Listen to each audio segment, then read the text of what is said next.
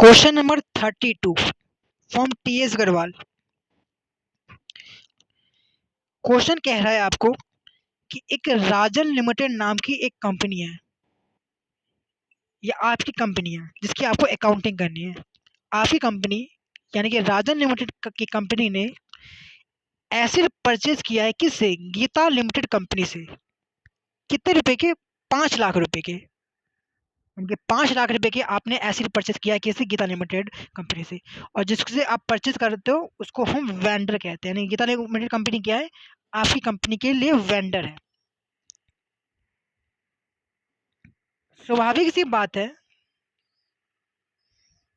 चूंकि आपकी कंपनी यानी कि राजन लिमिटेड कंपनी ने चूंकि एसिड परचेज किया है तो इसके बदले पेमेंट भी तो करनी पड़ेगी ना। हाँ, बिल्कुल करनी पड़ेगी। तो पेमेंट कैसे करोगे जनाब? ऐसे करेंगे। कैसे? A sum of 1 lakh rupees was paid by means of bank draft. अच्छा, 5 लाख की एसिड खरीदी है आपने, तो उसके बारे में कह रहा है कि उस 5 लाख में से 1 लाख रुपए तो आप बैंक ड्राफ्ट से आप पे करोगे। 5 लाख में से 1 लाख रुपए तो आप बैंक ड्राफ्ट से पे कर दोगे। तो अब कितना बैलेंस रह गया? 5 लाख में से अगर 1 लाख अगर आप बैंक ड्राफ्ट से पे कर दोगे तो 4 लाख रुपए रह गया बैलेंस। अच्छा, कह रहा है कि बैलेंस अमाउंट जो बच गया है आपका, इसके लिए कोई कैश नहीं पे कर रहे हो, कोई चेक नहीं दे रहे हो आप। यानी कि राजन लिमिटेड शेयर इशू कर रही है बैलेंस यानी कि 4 लाख अमाउंट के लिए। कितने शेयर इशू कर रहा है?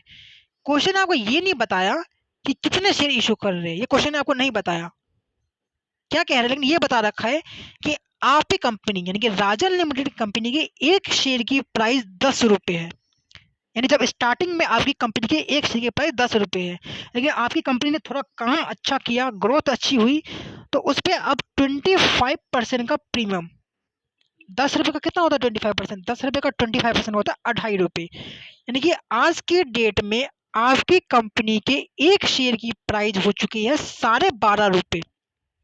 वैसे तो 10 रुपए है, लेकिन 10 रुपए के ऊपर 25% यानी कि 2.5 का लग चुका है प्रीमियम। यानी आज के डेट में आपकी कंपनी के एक शेयर की प्राइस 12.5 रुपए है। अब पहले ये निकाल लो कि आपकी कंपनी यानी जो राजा लिमिटेड की जो कंपनी है वो कितने नंबर ऑफ शेयर, कितने शेयर्स इशू करेगी अपने वेंडर को पेमेंट करने के लिए।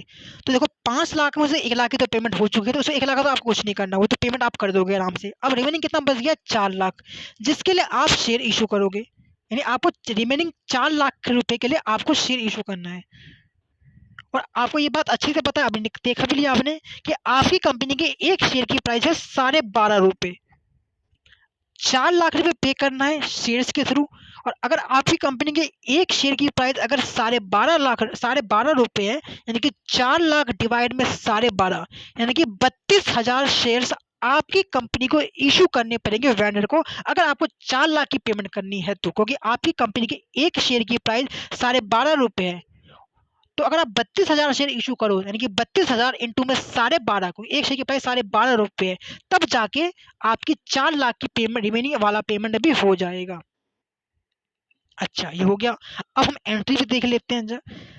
एंट्री किसे करनी है? एंट्री आपको अपने बुक्स ऑफ अकाउंट में करनी है। आप कौन हो? राजन लिमिटेड। राजन लिमिटेड के पॉइंट ऑफ व्यू सोचे तो राजन लिमिटेड के पॉइंट ऑफ व्यू से उनके पास एसिड आ रही है। कितने की एसिड आ रही है? ऊपर देखा ना, 5 लाख की एसिड आ रही है। एसिड का नेचर क्या होता है? एसिड का नेचर डेबिट होता है। यानी जब एसिड आती है तो आप डेबिट करते हो, इसलिए फर्स्ट एंट्री के अंदर हम मैंने एसिड को डेबिट कर रखा है। कितने रुपए से? 5 लाख रुपए से।